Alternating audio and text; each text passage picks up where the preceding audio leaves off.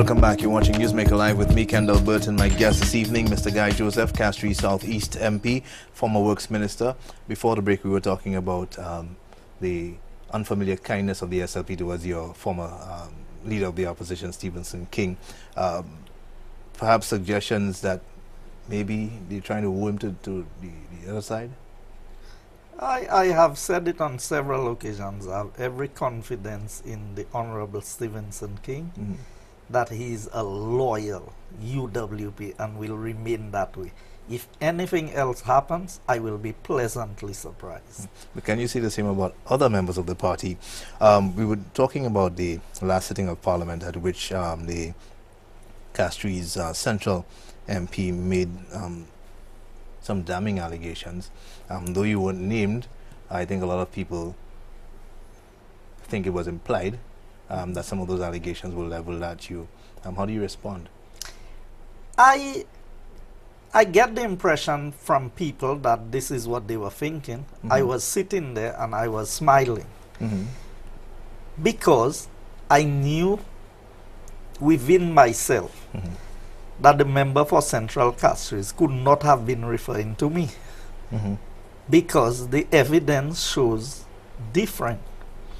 Because he spoke about asphalt and mining getting an advance payment. Yeah. Can I quote him directly? Yeah. In August 2011, when I was getting ready to be kicked out of cabinet, there was illegality in the government. A company received $2.443 million of taxpayers' money before they had a bobcat or wheelbarrow on the site of the project, sadly, which is yet to be completed. And that is what I'm saying, that this information is erroneous. Because in 2011, no company, to my knowledge, had received any payment on any project as an advance payment. A contract was signed for the Bokal-Shabot Road in 2011. I think, to be more precise, I think it was October 13, 2013 or somewhere thereabout. And then that was all there was to it. A contract was signed. Nothing had happened in terms of payment. And I need to explain so that people understand. It was a design finance construct project, so the government could not be paying any money up front. Elaborate on what that means for us. In a design finance construct project, the contractor designs the project and submits the designs to the ministry. Once the ministry approves the designs, then a costing is put to it based on the extent of works. Once the ministry accepts the terms of works, then they would negotiate the rates for the work. Once the ministry accepts and the contract is signed, then the contractor begins the work with his own funds, not funds from the government. The terms of the contract would explain when payments begin. In some of the contracts, the payment would begin after 1 year of completion of the project. Some contracts, you may get it 6 months, you may get 18 months. It could vary based on the terms of the contract. But until you have signed off on the certificate that says, I accept that this road is completed to the terms stipulated in the contract, the government is not obligated to pay any money. And is that what happened in this case? That is what happened in this case. So where does the $2.443 million come from? The $2.443 million was an advance certificate so that the contractor could draw down from his bank, not from the Treasury of St. Lucia. Now, and I have a copy of the certificate here, and that is why I say to people, we must be careful when we are going to make statements about people, because this document is addressed the Permanent Secretary, Ministry of Infrastructure, Port Services and Transport. dated 31st May 2012. That is the letter that came from Asphalt and Mining to the ministry. I wasn't the Minister of Infrastructure. I was the Minister of Communications and Works. Right. Then you have interim payment certificate number 1, which is the first certificate of approval. This certificate was issued or sent to the ministry on the 13th of February 2012. It is stamped by the ministry as having been approved on the 15th of February 2012. And the signature of the person here is Mr. Jabatis, who was the chief engineer.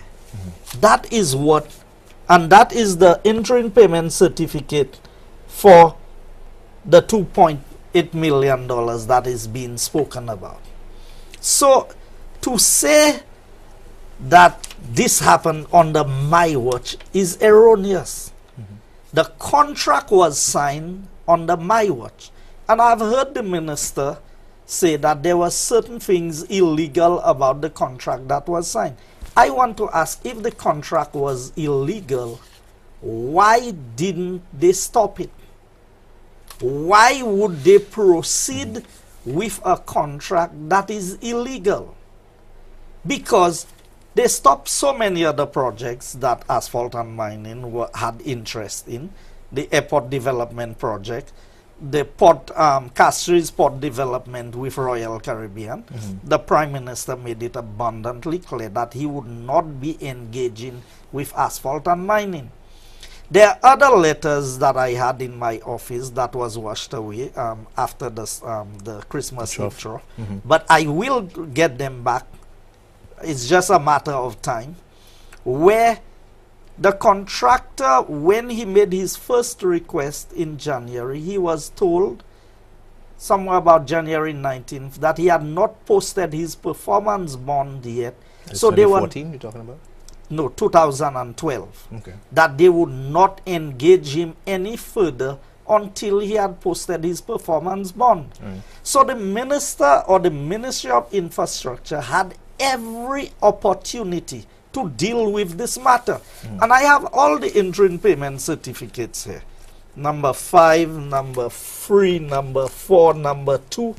And you see on number 2, they begin the deduction of the initial payment, not payment, approval, because they didn't make a payment. They made an approval. And they started deducting from payment certificate number 2. So they were reducing the amount where it should be zeroed by completion of the project. So when the member for Central Castries spoke, he could not have been referring to me, because if he had seen the documents, he would see that this happened.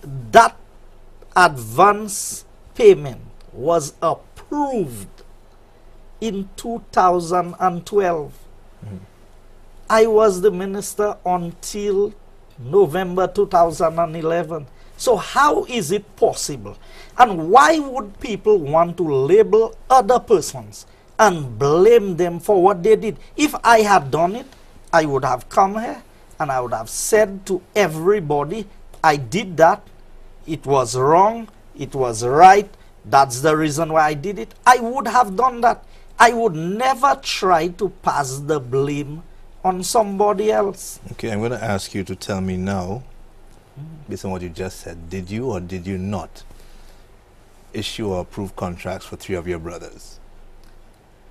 No, I did not issue contracts to my brothers. Because the allegations made against you is that you allegedly received, or your brothers received allegedly $700,000 in immediate cleanup works post-Hurricane Thomas, and at least $2.7 million in restoration works, in addition to $47,000 to clear a shed at the George F.L. Charles Airport for upgrade of terminal. That work allegedly never took place. That is so misleading. And I will, you see, that is the problem that we have in this place. That people use parliamentary privilege to make these statements, but they will not make these statements out there. They have gone into parliament where you have immunity.